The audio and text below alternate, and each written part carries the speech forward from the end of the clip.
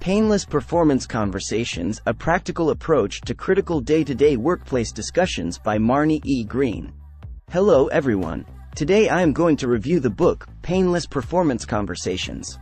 A Practical Approach to Critical Day-to-Day Workplace Discussions by Marnie E. You just hired Dr. Jekyll and Mr. Hyde. You recruit and hire a new manager, a respected leader with terrific credentials and great recommendations. She begins with a bang, bringing solid staffers onto her project team and providing members with a well-developed strategic plan. But she quickly runs into trouble by ignoring well-established company procedures, fighting with other managers and failing to support her team members when mistakes occur. She doesn't seem to hesitate pushing them under the bus in the face of problems.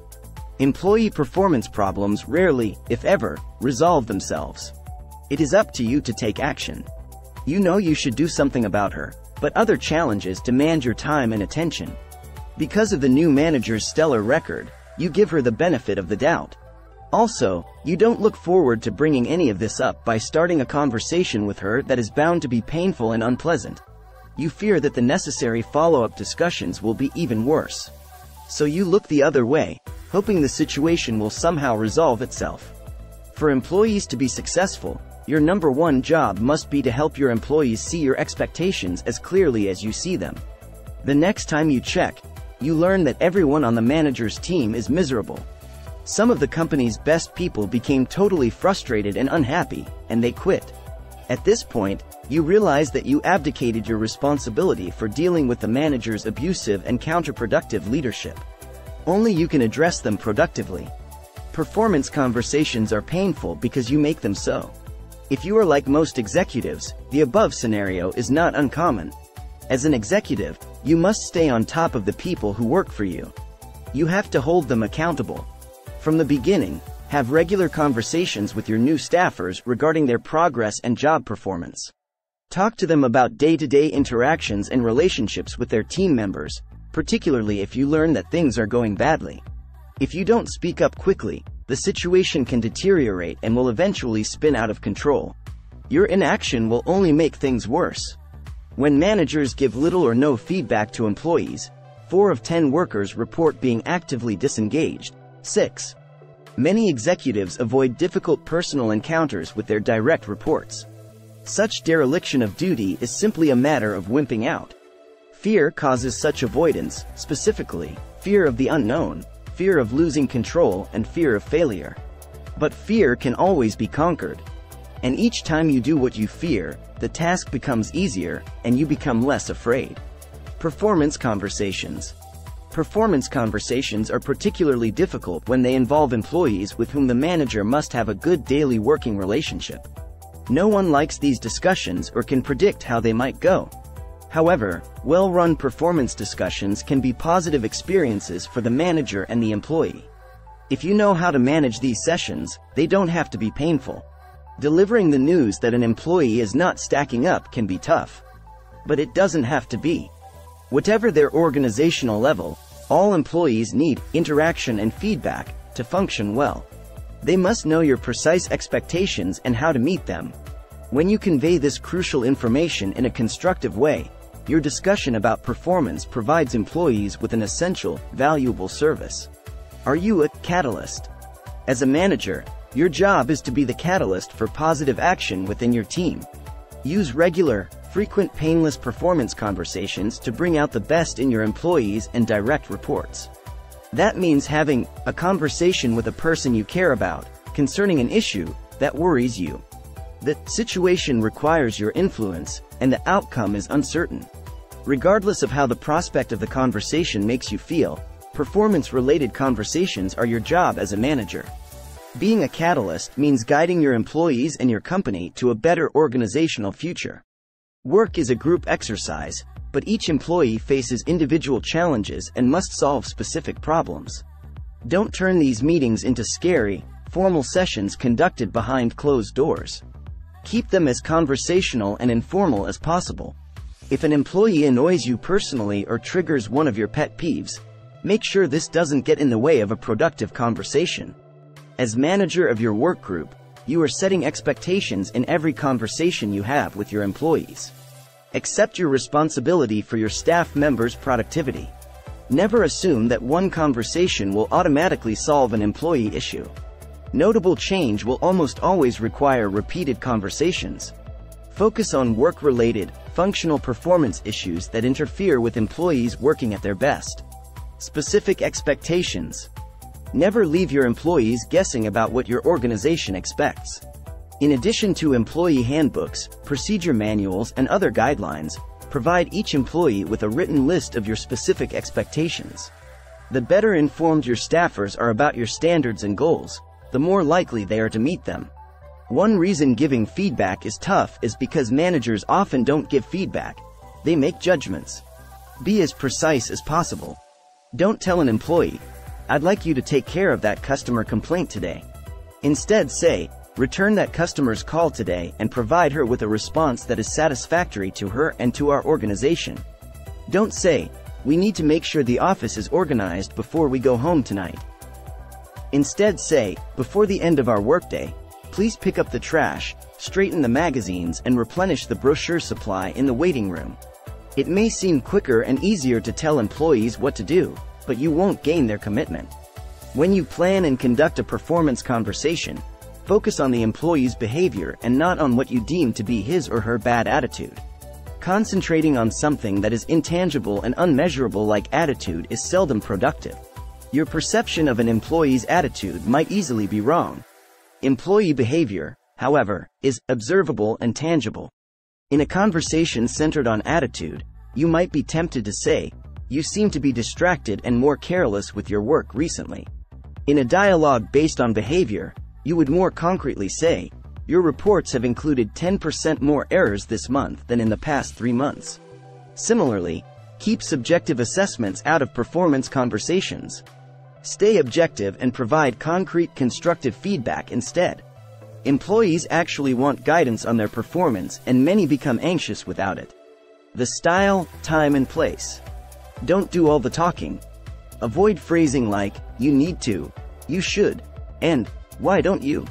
Ask open-ended questions to learn the reasons behind an employee's substandard behavior or performance.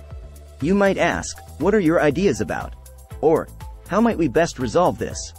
Make your employees personally accountable for their problems and solutions. They must assume ownership of all the good and bad aspects of their work. Managers have performance conversations every minute of every day, through the year. Be thoughtful about the location and timing of your performance conversations.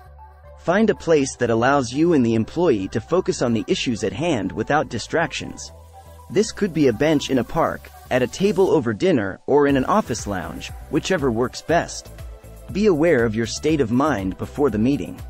If you are upbeat and hopeful, things will almost always go better than if you are downbeat about the situation or feeling negative about the individual.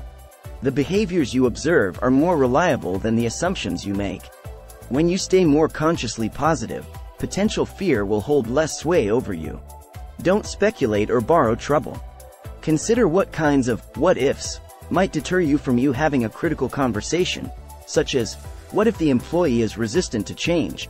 Or, what if the employee can't handle the volume of work? Remember, you will never have a full, clear picture of what's going on until you speak directly with the staff member in question. Practical guidelines. A painless performance conversation involves 3 elements.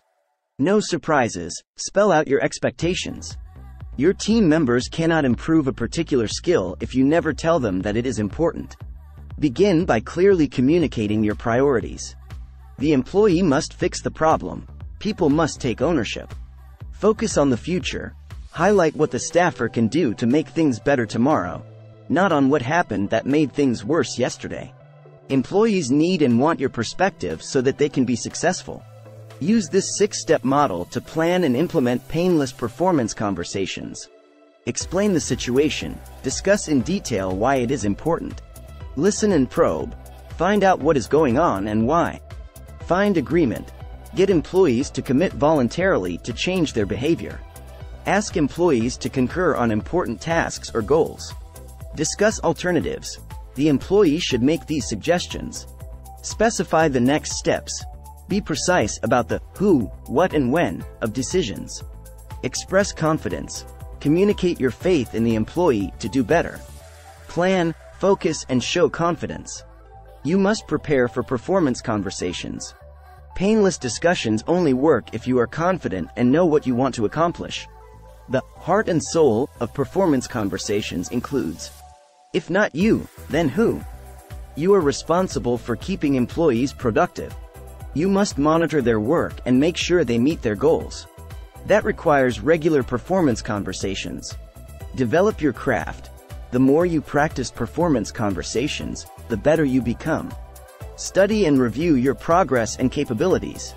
Model successful people. Does an executive in your office excel at communicating with his or her employees?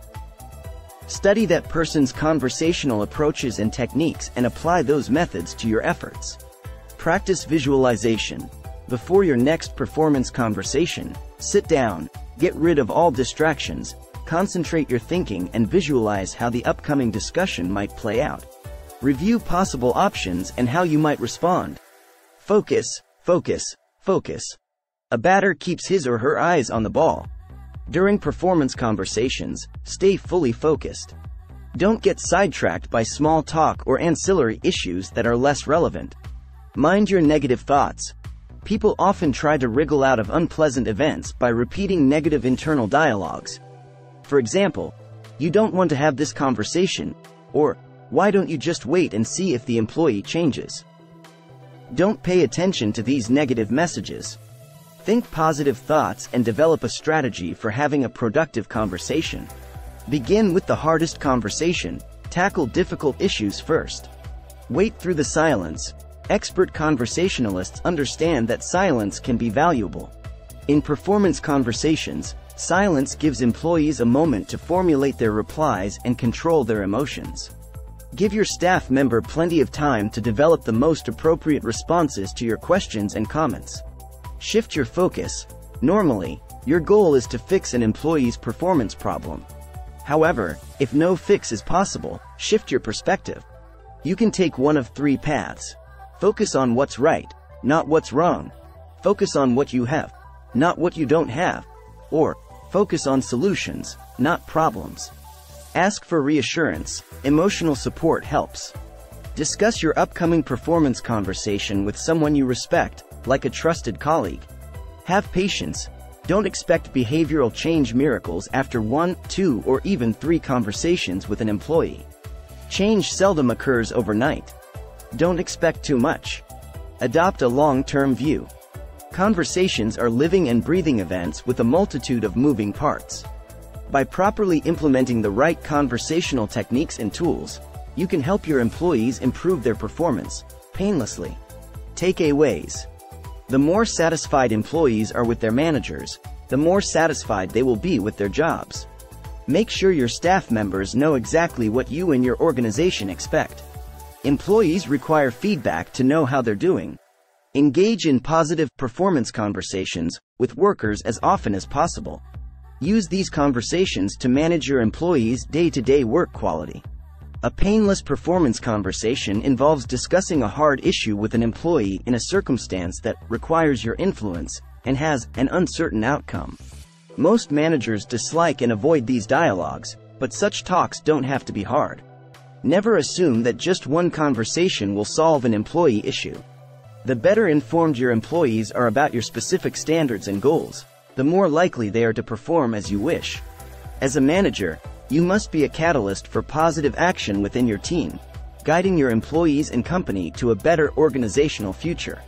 Please like, share, and subscribe for more videos. Thanks for watching.